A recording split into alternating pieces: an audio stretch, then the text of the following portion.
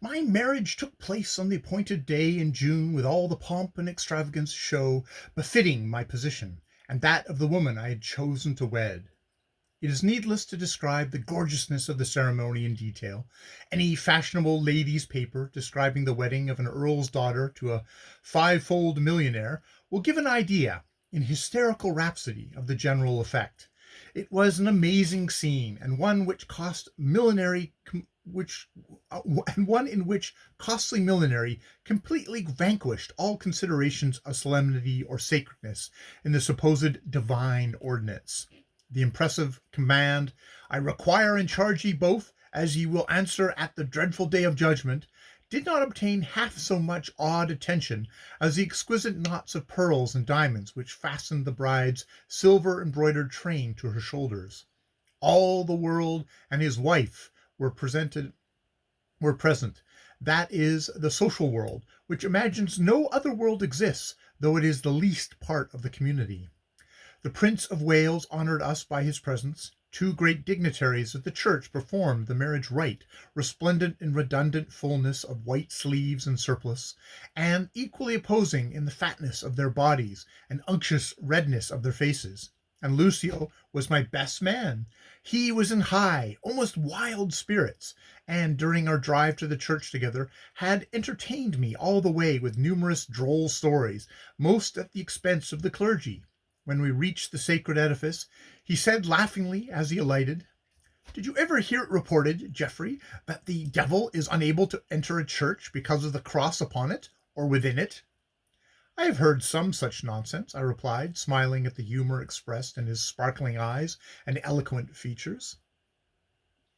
"It is nonsense, for the makers of the legend forgot one thing," he continued, dropping his voice to a whisper as we passed under the carved Gothic portico.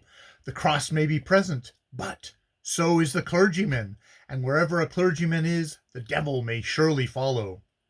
I almost laughed aloud at his manner of making this irreverent observation, and the look with which he accompanied it. The rich tones of the organ, creeping softly on the flower-scented silence, however, quickly solemnized my mood, and while I leaned against the altar rails waiting for my bride, I caught myself wondering for the 100th time or more at my comrade's singularly proud and kingly aspect, as, with folded arms and lifted head, he contemplated the lily-decked altar and the gleaming crucifix upon it, his meditative eyes bespeaking a curious mingling of reverence and contempt.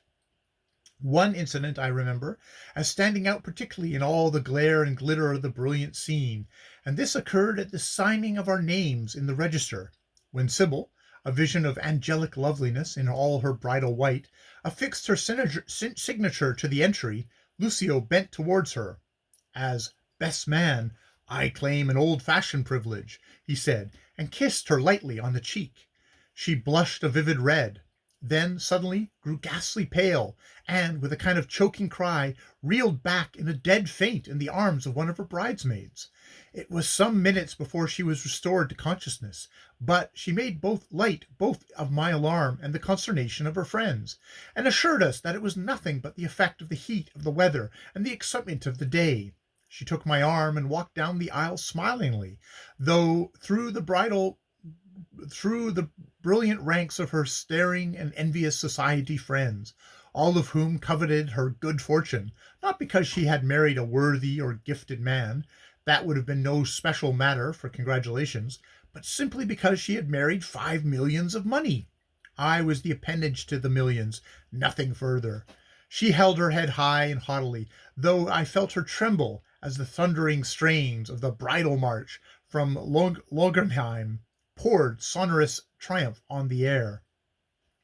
She trod on the roses all the way. I remember that too. Afterwards, her satin slipper crushed the hearts of 1,000 innocent things that must surely have been more dear to God than she.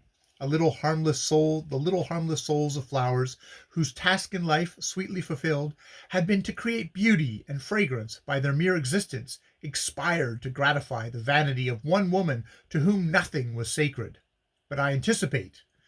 I was yet in my fool's dream, and imagined that the dying blossoms were happy to perish thus beneath her tread.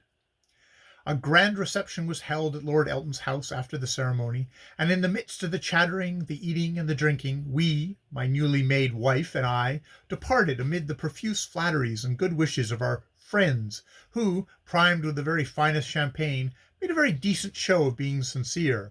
The last person to say farewell to us at the carriage door was Lucio, and the sorrow I felt at parting with him was more than I could express in words. From the very hour of the dawning of my good fortune, we had been almost inseparable companions. I owed my success in society, everything, even my bride herself, to his management and tact. And though I had now won for my life's partner the most beautiful of women, I could not contemplate even the temporary breaking of the association between myself and my gifted and brilliant comrade, without a keen pang of personal pain amid my nuptial joys. Leaning his arms on the carriage window, he looked in upon us both, smiling. "My spirit will be with you both in all your journeying," he said, "and when you return, I shall be one of the first to bid you welcome home. Your house party is fixed for September, I believe." "Yes, and you will be the most eagerly desired guest of all invited," I replied heartily, pressing his hand. "Fie, for shame!" he retorted laughingly. "Be not so disloyal of speech, Geoffrey. Are you not going to entertain the Prince of Wales?